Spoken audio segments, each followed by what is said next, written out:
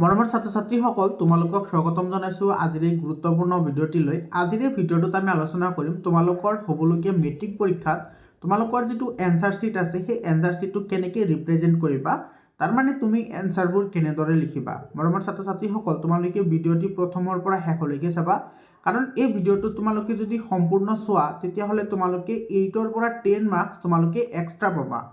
হয়, সঁচাই শুনিছা, তোমালোকে এক্সট্ৰা মাৰ্ক পাবা। আৰু কেনেধৰণে পাবা তো তোমালোকে সেই বিষয়ে জানিবলৈ হ'লে তোমালোকে গোটেইখিনি ভিডিঅ' চাব লাগিব। মৰমৰ ছাত্ৰ-ছাত্ৰীসকল, যেহেতু আমি পেপাৰবোৰ চেক কৰোঁ, গতিকে আমি গম পাওঁ যে আমি কোনবোৰ বস্তু আমি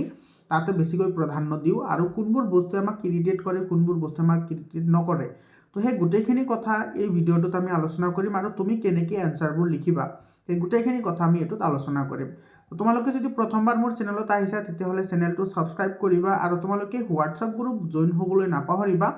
হোৱাটছআপ গ্ৰুপৰ যিটো লিংক আছে সেইটো মই কমেণ্ট ছেকশ্যনত তোমালোকক দি দিছোঁ। তো আগবাঢ়িছোঁ আজিৰ এই ভিডিঅ'টোলৈ। চোৱা, তুমি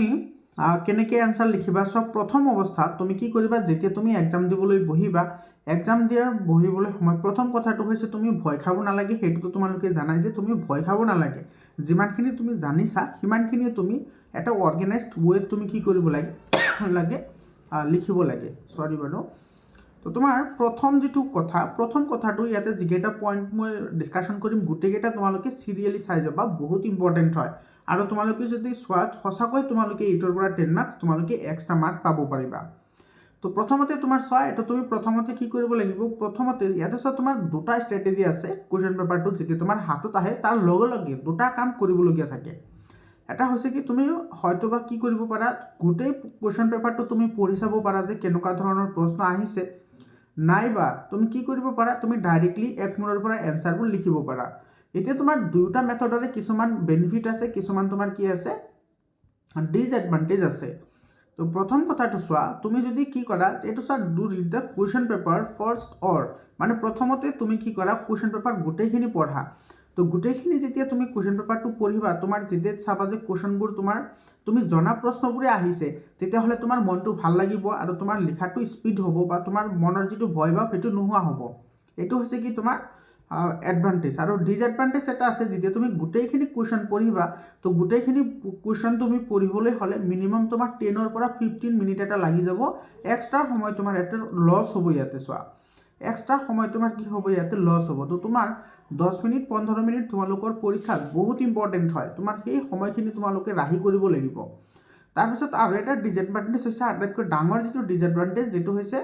যে তোমালোকে যেতিয়া গোটেই কুৱেশ্যন পেপাৰখন যেতিয়া পঢ়িবা, তুমি মাজত ধৰা 2টা বা 3টা কুৱেশ্যন তুমি নাজানা, কুৱেশ্যনৰ এনসাৰ নাজানা, তেতিয়াহ'লে তোমাৰ মনটো ভাঙি যাব, তেতিয়া তোমাৰ মনটো ডাউন হৈ যাব। তেতিয়া তোমাৰ কি হ'ব, যিবোৰ তুমি প্ৰশ্ন জানিছিলা সেই জনা প্ৰশ্নবোৰ তুমি পাহৰি যাবলৈ আৰম্ভ কৰিবা। সেইকাৰণে তুমি কি কৰিব লাগে, মই এইটো বেছি মানে প্ৰিফাৰেবল মনত কৰোঁ যে তোমালোকে এক মূৰৰ পৰা এনসাৰবোৰ লিখি যোৱা। ঠিক আছে। তো প্ৰশ্ন যেতিয়া এনসাৰ তুমি লিখিব লাগিব, তো প্ৰশ্ন ডেফিনেটলি তোমালোকে পঢ়িবই লাগিব। তো এটা এটাকৈ প্ৰশ্ন পঢ়িবা আৰু সেইবোৰৰ এনসাৰ লিখিবা। এইটো হৈছে তোমাৰ প্ৰথম কাম। তো দুটা মেথড তুমি কৰিব পাৰা। সেকেন্ডলি তুমি কি কৰিব লাগিব, ইয়াতে চোৱা, এইটো কিন্তু বহুত ইম্পৰ্টেণ্ট হয় আৰু যিটোৱে তোমাৰ টিচাৰক আটাইতকৈ বেছি আমনি কৰে। এইটো কি চোৱা, এইটো কৈছে maintain the serial number of the question number. এইটো কিন্তু বহুত ইম্পৰ্টেণ্ট হয়। মানে ধৰি লোৱা তোমাৰ যিবোৰ তুমি এনসাৰ লিখিছা, সেই এনসাৰবোৰৰ যিবোৰ তোমাৰ চিৰিয়েল নাম্বাৰ আছে সেইবোৰ তুমি সদায় মেইনটেইন কৰিব লাগে। তাৰমানে তোমাৰ ইয়াতে চোৱা, ধৰি লোৱা তোমাৰ ইয়াতে 46 নাম্বাৰ কুৱেশ্যন আছে, তাৰপিছত আছে 47, তাৰপিছত আছে তোমাৰ 48, তাৰপিছত 49, তাৰপিছত আছে 50। এনেকৈ তোমাৰ চিৰিয়েল নাম্বাৰ থাকে কুৱেশ্যন নাম্বাৰৰ। এতিয়া ধৰি লোৱা তোমাৰ 46টো তুমি জানা, তাৰপিছত তুমি 48টো জানা আৰু ইফালে জানা তুমি 52। ইয়াতে তোমাৰ 47 আৰু 49 নাম্বাৰ কুৱেশ্যনটো তুমি নাজানা। তেতিয়া তুমি কি কৰিছা, তোমাৰ ধৰি লোৱা আটাইতকৈ ইজি কুৱেশ্যনটো হৈছে তোমাৰ 50 নাম্বাৰ। তো তুমি কি কৰিছা, 50 নাম্বাৰটো আগত লিখি দিছা আৰু 46 নাম্বাৰটো একেবাৰে লাষ্টত লিখি দিছা। তেতিয়াহ'লে তোমাৰ কি হয়, এইটো চোৱা, এতিয়া এই এনসাৰটো যেতিয়া তোমাৰ চেক কৰিবলগীয়া হ'ব, তেতিয়া তোমাৰ কি হয়, টিচাৰসকলৰ এনেকৈ বাৰে বাৰে তোমাৰ প্ৰশ্ন কাকত ওলোটাই চাবলগীয়া হয়, যিটোৱে তোমাৰ টিচাৰক কি কৰে, ইৰিটেট কৰে। তো তোমাৰ ভাল যিসকলে ষ্টুডেণ্ট সেইসকলে কেতিয়াও এই কামটো নকৰে, সদায় চিৰিয়েলিটি কি কৰিব লাগে, মেইনটেইন কৰিব লাগে। তো এই ক্ষেত্ৰত তুমি কি কৰিব লাগে, ধৰি লোৱা তুমি 46 নাম্বাৰটো জানিছা, তো 46 নাম্বাৰটো লিখা। তাৰপিছত ধৰি লোৱা তুমি 50 নাম্বাৰ কুৱেশ্যনৰ এনসাৰটো জানা, তো 50 নাম্বাৰ লিখা। এইটো চোৱা, 46ৰ পিছত ডাইৰেক্টলি তুমি কি আহিছা, 50 আহিছা।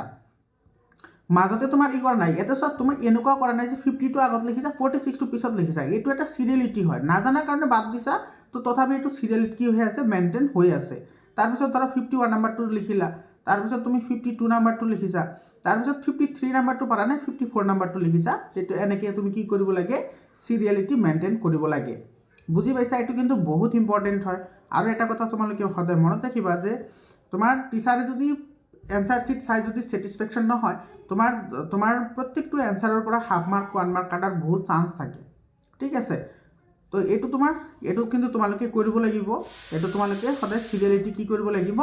মেনশন কৰিব লাগিব তাৰপিছত চাবা এইটো 3 নম্বৰ পইণ্টটো কি হৈছে right the answer to the point only এইটো চাইটো বহুত ইম্পৰ্টেণ্ট হয় মানে যিখিনি তুমি লিখিব লাগে সেই তোমাৰ টু দ্য পইণ্ট হ'ব লাগে মানে এনেকুৱা নহয় যে তুমি ঘূৰাই পকাই এটা কথাকে বাৰে বাৰে মেনশন কৰিছা তেনেকুৱা নহয় তুমি এজন ষ্টুডেণ্টে তোমাৰ দুটা পেৰাগ্ৰাফ লিখি যিমান নম্বৰ পাব তুমি সেইটো এটা পেৰাগ্ৰাফতে তাতকৈ বেছি নম্বৰ তুমি পাব পাৰা সেইটো তোমাৰ নিৰ্ভৰ কৰিব তোমাৰ ষ্টাইলৰ ওপৰত তুমি কেনেকৈ এনসাৰ লিখা বুজি পাইছানে তো তুমি সদায় কি কৰিব লাগে টু দ্য পইণ্ট এনসাৰ লিখিব লাগে যে তোমাৰ প্ৰশ্নত যিটো সুধিছে তুমি ডাইৰেক্টলি সেইটোৰ এনসাৰ লিখি দিয়া বুজি পাইছা 4 নম্বৰ চাবা এইটো কিন্তু বহুত ইম্পৰ্টেণ্ট এটা হয় টপিক হয় এটা কৈছে change the paragraph when needed মানে তোমাৰ যেতিয়াই দৰকাৰ হ'ব তুমি পেৰাগ্ৰাফ চেঞ্জ কৰা আৰু পেৰাগ্ৰাফ চেঞ্জ কৰাৰ কিছুমান নিয়ম আছে ধৰি লোৱা তোমাৰ দুটা কুৱেশ্যন আহিছে সায়েন্সৰ ধৰি লোৱা তোমাৰ এটা কুৱেশ্যন আহিছে এনেকুৱা ধৰি লোৱা এটা আহিছে তোমাৰ কি যে ব্লাড প্ৰেছাৰ কি হয় এনেকুৱা এটা কুৱেশ্যন আহিছে ব্লাড প্ৰেছাৰ কি হয় এটা কুৱেশ্যন আহিছে তাৰ লগতে তাৰ মানে পাৰ্ট হিচাপে দি দিছে এনেকুৱা পাৰ্ট হিচাপে তোমাৰ এনেকুৱা দি দিছে মেনশন দ্য ফাংচন অফ ষ্টমাটা এইটো চোৱা মেনশন দ্য ফাংচন অফ ষ্টমাটা মানে তোমাৰ পত্ৰৰন্ধ্ৰৰ কি কৰিব লাগে কাম তুমি লিখিব লাগে এতিয়া চোৱা ইয়াতে দুটা কুৱেশ্যন আছে কিন্তু এটা কুৱেশ্যনৰ ভিতৰত এনেকৈ পাৰ্টকৈ দি দিয়ে সেইটো তোমালোকে গমেই পোৱা যিহেতু প্ৰি বোৰ্ড এক্সামিনেশ্যন হৈ গৈছে তেতিয়া তুমি কি কৰিব লাগিব চাইতে ব্লাড প্ৰেছাৰ তুমি লিখা যেতিয়া হৈ যোৱাৰ লগে লগে তোমাৰ এই ষ্টমেটা বা তোমাৰ পত্ৰৰন্ধ্ৰৰ কাৰ্য যিটো লিখিবা সেইটো ব্লাড প্ৰেছাৰৰ যিটো পেৰাগ্ৰাফ আছে সেই পেৰাগ্ৰাফৰ ভিতৰতে যদি সোমাই দিয়া তেতিয়াহ'লে এইটো বহুত বেয়া কথা কাৰণ তোমাৰ এই দুটা বস্তু ডিফাৰেণ্ট হয় বা যদি ডিফাৰেণ্ট নহয়ও যদি তোমাৰ পাৰ্ট যদি দুটা থাকে তাৰ মানে তাতে দুটা পাৰ্ট আহিব তো তুমি লগে লগে কি কৰিব লাগিব পেৰাগ্ৰাফ চেঞ্জ কৰিব লাগিব তো তোমাৰ ব্লাড প্ৰেছাৰ লিখা শেষ হৈ গ'ল তাৰপিছত তুমি কি কৰা পেৰাগ্ৰাফ চেঞ্জ কৰা ঠিক আছে বুজি পালা আৰু প্ৰত্যেকটো সাবজেক্টতে তুমি এই ষ্ট্ৰেটেজিটো এপ্লাই কৰিব পাৰিবা 5 নম্বৰ 2 এটো গিভ দ্য স্পেস বিটুইন প্যাৰাগ্ৰাফ এটা যদি তুমি প্যাৰাগ্ৰাফটো চেঞ্জ কৰা তেতিয়াহলে প্যাৰাগ্ৰাফত তুমি কি কৰিব লাগে ধৰি লও তোমাৰ এনেকুৱা এটা প্যাৰাগ্ৰাফ আছে আৰু এই প্যাৰাগ্ৰাফটো তোমাৰ আৰু বেলেগ এটা প্যাৰাগ্ৰাফ তুমি চেঞ্জ কৰিছা লগতে তুমি কি কৰিছা এই এনেকৈ তুমি লিখি দিছা এতিয়া চোৱা তোমাৰ ইয়াতে যে তুমি প্যাৰাগ্ৰাফ যে চেঞ্জ কৰিছা এইটো লাইনৰ এইটো লাইন হয় নে তোমাৰ এই লাইনটো এইটো লাইনৰ হয় ধৰিব পৰা নাযায় কাৰণ ইয়াতে মাজত তোমাৰ কি নাই স্পেস নাই তো তুমি প্যাৰাগ্ৰাফৰ মাজত স্পেস দিব লাগে কেনেকৈ ধৰি লোৱা তোমাৰ এইটো এটা প্যাৰাগ্ৰাফ হয় এই প্যাৰাগ্ৰাফৰ পিছত তুমি আন এটা প্যাৰাগ্ৰাফ তুমি ষ্টাৰ্ট কৰিছা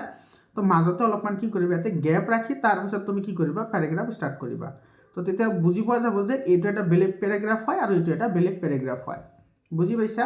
তাৰপিছত চাবা 6 নম্বৰ 2 এইটো সব maintain the definite or constant gap between words as well as sentences এইটো সব এটা বহুত ইম্পর্টেন্ট হয় মানে ধৰি লোৱা তোমাৰ হেণ্ডৰাইটিং বেয়া কেৱল বুজি পোৱা যায় তেনেকুৱা তোমাৰ হেণ্ডৰাইটিং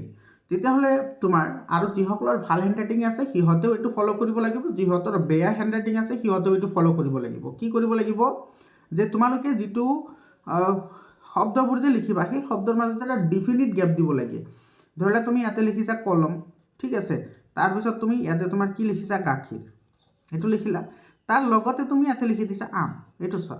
ইয়াতে যিমানখিনি গেপ আছে ইয়াতে কিন্তু সিমানখিনি গেপ তুমি দিয়া নাই তো এইটো দেখাত বেয়া দেখা যায় আৰু বহুত তোমাৰ কি হয় পেজ যিটো ৰিপ্ৰেজেণ্টেশ্যন হয় সেইটো বহুতে বেয়া দেখা যায় তো সেইকাৰণে কি কৰিব লাগিব ধৰি লোৱা তুমি ইয়াতে কলম লিখিছা মাজতে মানে ডিফিনিট এটা গেপ দি তুমি কি লিখিছা গাখীৰ লিখিছা তাৰপিছত তুমি ইয়াতে যিখিনি গেপ আছে সেম গেপ তুমি ইয়াতে দিব লাগিব আম এইটো চোৱা দেখাত কি দেখা যাব ধুনীয়া দেখা যাব বুজি পাইছা তাৰপিছত তোমাৰ তলৰ যিটো তুমি সেন্টেন্স লিখিবা সেই সেন্টেন্সৰ মাজতে এটা কি দিব লাগিব ডিফিনিট গেপ এটা দিব লাগিব তো তোমাৰ দেখাত কি হ'ব ধুনীয়া হ'ব আৰু দেখাত যদি ধুনীয়া হয় সেইটো পঢ়াত সুবিধা হয় আৰু পঢ়াত সুবিধা হ'লে টিচাৰ ছেটিসফাইড আৰু টিচাৰ যদি ছেটিসফাইড তোমাৰ নাম্বাৰো ছেটিসফাইড বুজি পালা তাৰপিছত চাবা তাৰপিছতটো তোমাৰ কি হৈছে যে underline the important word with pencil এইটো চাবা এইটো কিন্তু ইম্পৰ্টেণ্ট হয় তোমালোকে কি কৰিবা যিমানখিনি তোমাৰ দৰকাৰী শব্দ আছে কিছুমান বহুত দৰকাৰী শব্দ থাকে সেই শব্দবোৰ তুমি পেঞ্চিল লৈ যাবা ঘৰৰ পৰা সেই পেঞ্চিলেৰে আণ্ডাৰলাইন কৰিবা সেই পেঞ্চিলেৰে কি কৰিবা আণ্ডাৰলাইন কৰিবা কেনেকুৱা সেন্টেন্স এটা ধৰি লোৱা যে তোমাৰ যিকোনো কোৱেশ্চন এটা আহিছে যেনেকুৱা তোমাৰ ব্লাড প্ৰেছাৰৰ ওপৰত বা তোমাৰ কি আহিছে ইনসুলিনৰ ওপৰত তোমাৰ কি আহিছে কোৱেশ্চন আহিছে এতিয়া তোমাৰ ইনসুলিনৰ ওপৰত যেতিয়া প্ৰশ্ন আহিব এই ইনসুলিনৰ ওপৰত প্ৰশ্ন আহিলে তোমালোকে তাতে এটা ওয়াৰ্ড ইউজ কৰিব লাগিব হেতু হৈছে কি তোমাৰ ডায়াবেটিস এটা এই ডায়াবেটিস ওয়াৰ্ডটো ইউজ কৰাৰ লগে লগে তুমি তাতে কি কৰা পেন্সিলেৰে এনেকৈ এটা ধুনীয়াকৈ আণ্ডাৰলাইন কৰি দিয়া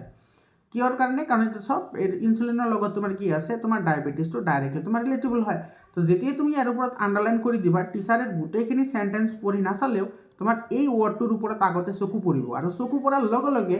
সেই টিচাৰজনৰ মনত এটা তোমাৰ ধাৰণা আহি যাব যে নাই এই ষ্টুডেণ্টজনে ভাল জানে আৰু সেইকাৰণে ধুনীয়াকৈ এনেকৈ লিখিছে তো তোমাৰ তেতিয়া কি হ'ব তুমি একেবাৰে ফুল নম্বৰ তুমি তাতে পাবা বুজি পালা এইখিনি কথা তো তোমাৰ এইটো গোটেইকেইটা সাবজেক্টতে তুমি এইটো এপ্লাই কৰিবা তাৰপিছত চাবা সেকেন্ড লাষ্ট ইয়াতে ফৰ মেথছ অৰ আদাৰ ক্যালকুলিয়া ওয়াৰ্ক এইটো তোমাৰ অল এনসাৰ উইথ পেন্সিল এইটো সব মাৰ্ক কি কৰিবলৈ দিছে মাৰ্ক কৰিবলৈ দিছে এক্সাম্পল হিচাপে ধৰিলে তোমাৰ সায়েন্সতো কিছুমান তোমাৰ ক্যালকুলেশন ম্যাথছ আছে আৰু ম্যাথছৰ কথাটো ম্যাথছে হয় তো ধৰিলা তুমি এনেকৈ তুমি চাৰিটা এনেকৈ লাইন লিখিছা আৰু তোমাৰ একেবাৰে শেষত তোমাৰ এনসাৰ আহিছে তো ইয়াতে যিটো এনসাৰ আহিছে সেই এনসাৰটো তুমি এনেকৈ কি কৰি দিবা বক্স এটা বনাই দিবা নাইবা তুমি কি কৰিবা ইয়াতে ধুনীয়াকৈ এনেকৈ আণ্ডাৰলাইন কৰি দিবা তেতিয়া কি হ'ব তোমাৰ টিচাৰে যেতিয়া তোমাৰ এই এনসাৰটো চেক কৰিব তোমাৰ আগতে তোমাৰ এনসাৰৰ ওপৰত চকু আহিব তো যেতিয়া তোমাৰ এনসাৰৰ ওপৰত চকু আহিব তেতিয়া তোমাৰ টিচাৰৰ মনত যেটো ধাৰণা হেতু কমপ্লিটলি চেঞ্জ হৈ যাব না এটো এনসাৰটো ঠিক আছে গতিকে ভিতৰৰ স্টেপবোৰত ঠিকই হ'ব বুজি পাইছা তো এনেকুৱা এটা কনসেপশন আহে কিন্তু এনেকুৱা নহয় যে তোমাৰ এনসাৰটো চাই এনসাৰ দিব গোটেইখিনি নম্বৰ দিব তেনেকুৱা নহয় কিন্তু পাৰসেপশনটো তোমাৰ চেঞ্জ হয় পাৰসেপশন চেঞ্জ হলে তোমাৰ কি হয় মাৰ্ক দিবলৈ হেজিটেট নকৰে আৰু তোমালোকে জানা যে স্টেপিং মাৰ্ক আছে গতিকে তোমালোকে এইবোৰ কৰিব নালাগে বুজি পাইছা তো তোমালোকে এই কামটো কৰিবা এটো সায়েন্সৰ ক্ষেত্ৰতো কৰিবা ম্যাথছৰ ক্ষেত্ৰতো কৰিবা ডেফিনেটলি তোমালোকৰ মাৰ্ক ইনক্ৰিজ হ'ব বুজি পাইছা এইখিনি কথা আৰু লাষ্টলি আৰু এটো হৈছে তোমাৰ বহুত ইম্পৰ্টেন্ট হয় আৰু এটো কিন্তু তোমাৰ পেন্সিলেৰে কৰিবা কলমেৰে নকৰিবা কলমেৰে কৰিলে এটো আকৌ বেছি বেয়া দেখা যাব 9 নম্বৰ পইণ্টটো হৈছে তোমাৰ ৰিচেক দা এনসাৰ শিট বিফোৰ সাবমিট এটো তুমি সাবমিট কৰাৰ আগতে তোমাৰ পেপাৰটো ৰিচেক কৰিব লাগে কাৰণ কোনোবা এটা ভুল হৈছে নে কোনোবা এটা হোৱা নাই তুমি হেতু পিছত যাতে তুমি কাৰেক্ট কৰিব পাৰা সেইখিনি চাব লাগে আৰু ধৰিলা তোমাৰ কোনোবা এটা ওয়াৰ্ড এটা ভুল হৈ গল লিখোতে তেতিয়া তুমি কি কৰিবা যেটো ওয়াৰ্ড ভুল হৈ যাব যেনেকুৱা ধৰিলা তোমাৰ আমলখি ওয়াৰ্ডটো তোমাৰ ভুল হৈ গল আমলখি ওয়াৰ্ডটো তোমাৰ কি হল ভুল হৈ গল তেতিয়া তুমি কি কৰিবা ধুনীয়াকৈ তুমি মাজেৰে এনেকৈ এটা আঁচ দিবা মাজেৰে মাত্ৰ এটা আছে দিবা ঠিক আছে এতিয়া যদি তুমি আঁচ দিব ভাল নোপোৱা যেনেকুৱা ধৰিলে তোমাৰ এইটো মেইনটেইন ওয়াৰ্ডটো তোমাৰ গলত হৈ গল বা মিস্টেক হৈ গল তেতিয়া কি কৰিবা ধুনীয়াকৈ এনেকৈ তুমি কি কৰিবা এটা বক্স বনাবা এটা ধুনীয়াকৈ বক্স এটা বনাবা আৰু তাৰ পিছত তুমি এনেকৈ কি কৰিবা মাজেদি আঁচ টানি দিবা তো এইটো তোমাৰ বেছি ইমপ্ৰেছিভ হয় কাৰণ এইটো দিলে তোমাৰ ডাইৰেক্টলি বুজি পোৱা যায় যে এই ওয়াৰ্ডটো ভুল আছে বুজি পাইছানে তো তুমি এই কামটো কৰিবা যাতে তোমাৰ কি হেতু বেয়া দেখা না যায় তোমাৰ ছাত্ৰ ছাত্ৰীসকল তোমালোকে যদি এইখিনি কাম কৰা ধৰিলা তুমি নলেজ কম আছে বা তুমি লিখিব পৰা নাই যিমানখিনি লিখিবা যদি এনেকৈ লিখিব পাৰা ডেফিনেটলি তোমালোকৰ মাৰ্ক কি হ'ব ইনক্ৰিজ হ'ব য'ত তোমাৰ ধৰা য'ত তুমি ধৰা 1 মাৰ্ক পাবলগীয়া আছিল কিন্তু তাতে তুমি 1.5 মাৰ্ক পাই যাবা কাৰণ তোমাৰ পেপাৰ ৰিপ্ৰেজেন্টেশনটো কি হৈছে ভাল হৈছে তুমি তাতে 1.5 মাৰ্ক পাই যাবা তো তোমাৰ এতে হাফ ইনক্ৰিজ হল এনেকৈ যদি তোমাৰ 6টা 7টা কোৱেশ্চনত যদি হাফ তোমাৰ ইনক্ৰিজ হয় তেতিয়া হলে তোমাৰ অটোমেটিক্যালি তোমাৰ কি হৈ যাব ইয়াতে তোমাৰ 4 মাৰ্ক বা তোমাৰ এটো 8 মাৰ্ক বা যদি তোমাৰ 1 কৈ যদি ইনক্ৰিজ হয় বিশেষকৈ তোমাৰ যিবোৰ তোমাৰ ক্যালকুলেশন নোহোৱা যিবোৰ সাবজেক্ট আছে সেইবোৰত বেছিকৈ এটো তোমাৰ কি হয় প্ৰিফাৰেবল হয় বুজি পাইছানে ম্যাথছতো কিন্তু তোমাৰ এই লাষ্টৰ যিকেইটা পইণ্ট আছে এটা কিন্তু বহুত ইম্পৰ্টেন্ট হয় মৰমৰ ছাত্ৰ ছাত্ৰীসকল তো তোমালোকে এনেকৈ পেপাৰটো তোমালোকে সাবমিট কৰিবা ডেফিনেটলি তোমালোকৰ মাৰ্ক কি হ'ব ইনক্ৰিজ হ'ব আজিৰ কাৰণে এইখিনিয়ে আৰু তোমালোকে চেনেলটো সাবস্ক্ৰাইব কৰিবা আৰু হোৱাটসঅ্যাপ গ্ৰুপত জয়েন হ'বলৈ নাপাহৰিবা ধন্যবাদ।